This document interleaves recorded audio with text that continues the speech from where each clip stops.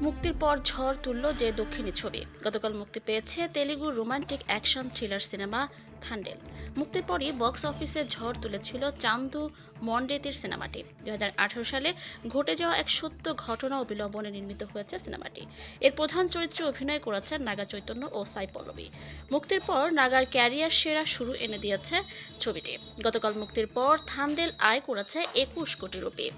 2021 সালে তেলুগু সিনেমা লাভ স্টোরিতে জুটি বেঁধে অভিনয় করেন নাগা ও পল্লবী। ছবিটি হিট হয়। এরপরই তাদের নিয়ে আরও সিনেমার কথা ভাবতে শুরু করেন নির্মাতারা। 2023 সালের ডিসেম্বরে আসে এ সিনেমার ঘোষণা। মুক্তির পর সাধারণ দর্শকের মতো বেশিরভাগ সমালোচকই পছন্দ করেছেন সিনেমাটি। তবে ছবির প্রচারে বেরিয়ে থান্ডেল ছাড়াও ব্যক্তিগত জীবন নিয়ে কথা বলেছেন নাগা, যা নিয়েও বিস্তর চর্চা হচ্ছে।